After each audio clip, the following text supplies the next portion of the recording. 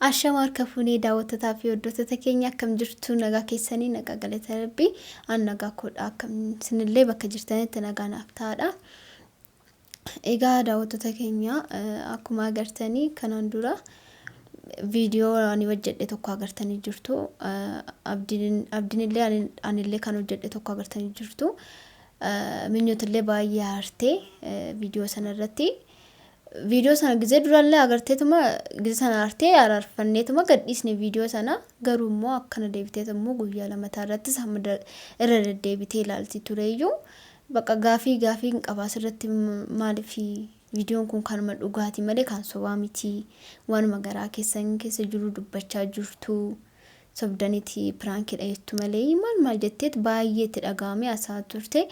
Anillee ibsuufiidha baay'ee mana xaaraa tureeyyuu jechuun prankiidha malee nu waan biraa miti akkamitti waan biraa waan akkana kana yaannas jammarii maltaateeti jedhetan waa baay'ee ishitti himee tureeyyuu garuu maan narraa fudhachuu diddee fudhatamuu fi didee irra deddeebitee waan akkana kana natti dubbachiti turteeyyuu prankiidha sin jedhee miti atis prankii baay'ee narratti hojjetaa miti kun kan waanuma jiru miti maal rakkoo qabaa jedheeni.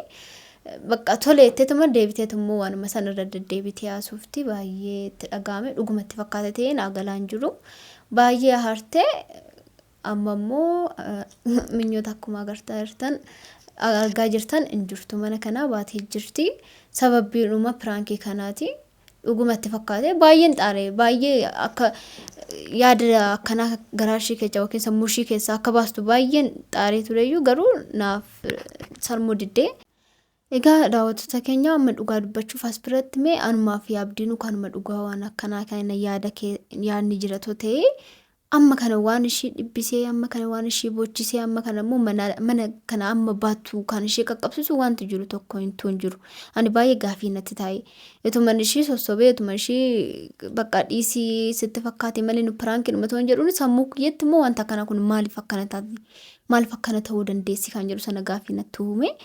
Garuu ani baay'ee na ajaa'ibde akkas ta'uu isheetiif baay'ee bakka itti dhagaamee naartee kamalee baxaam tannoo itti amma ishiin dhugumatu akkan waan akkanaatu keessa keenya jiraate ishiin bakka nu gatteetuma deemtee jechuudha baateetuma deemte sababbiidhuma kanaatiin.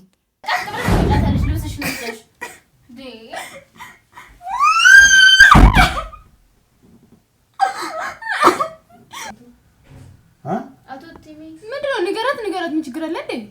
jechuudha. Garuu kun dhugaa miti. Nu waan akkana kana dhugaa miti. Piraankiidhuma hojjechuudhaaf malee wanta kana gongumantuu hin jiru. Garuu ishee immoo dhuguma fakkeeffattee deemtee naartee itti dhagaame garuu ani baay'ee gaafii natti ta'e wanti kuni maaliif isuma ta'eeyyuu maal rakkoo qaba? Waan ishee amma kana dhibbisu maaliifi? Waan nama dhibbisu kan jedhu sana gaafii natti uume. Amma immoo sababbiidhuma kanaafuu abdii fi yaani baxaam itti wallee jira. Abdiin akka malee natti taaree jira. Bakka lola ama keessa jira anuutilleeyyuu bakka mana kana sababbi ishiitiin ba'uun kiyya dirqama kiyyaanis maaliif jettan sababbiidhuma kiyyaan sababbiidhuma viidiyoo kana hojjedheen baatee deemte mucoontuuni ani immoo bakka itti mulle yaadee sarmuuna diddee bakka waa baay'ee rumanti maa tureeyyuu maa galuu fididee ta'ee ani beekumaaf gochaa jirti naa galaa hin jiru gaamaa gochuun hin danda'amu ani baay'ee rifadhee toonillee hojjechuu baadhee. Videoon kun leetoo nattaafee jiraate kan jedhu sana baay'ee natti dhagahamaa jira.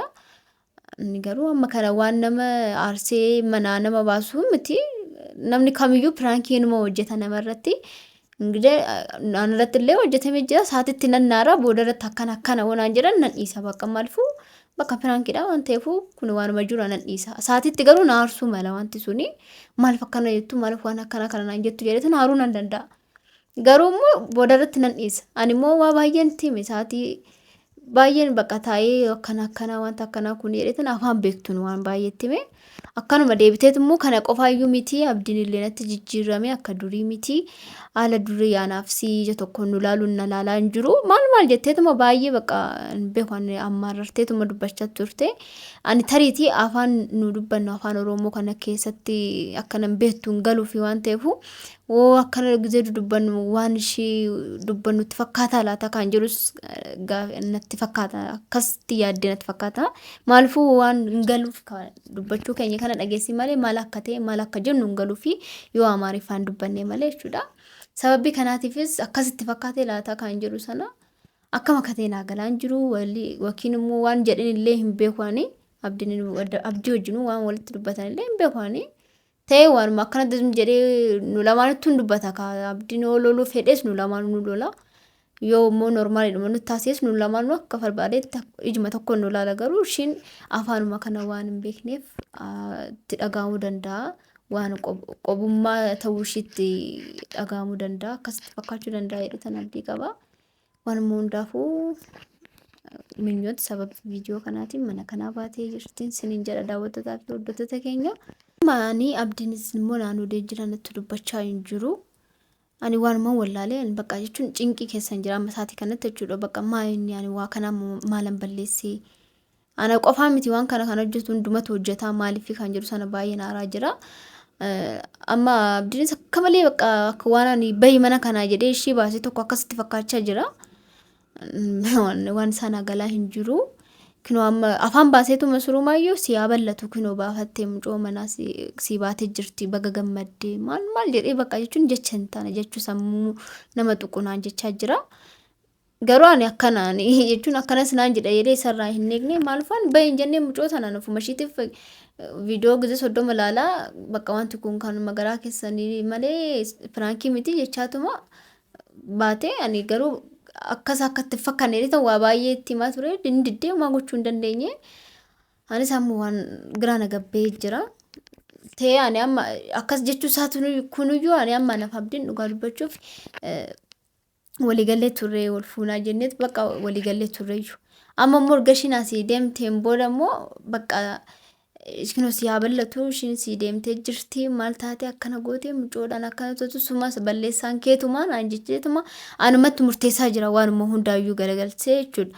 Ani garuu ani amma kana sababii kiyyaan kan jedhu tokko waan akkasumatti fakkaannee tureyyuu garuu sumatu balleessee sumatu akkana godhachaa jira naam jedhee abdiin akka malee suruma nutti dubbatu immoo amma immoo naannoo dee jira. Ani waanuma wallaalee anuu maaliif bakka shakka keessan jedha ammaani. Maal yaadeetii abdiin kan jedhu sana natti yannochaa jira. Waan hundaafuu daawwattootaa fi hordoftoota keenya akkana. Amma duraan waan nu lamaan hojjennu nyaataa hin dhugaa ture.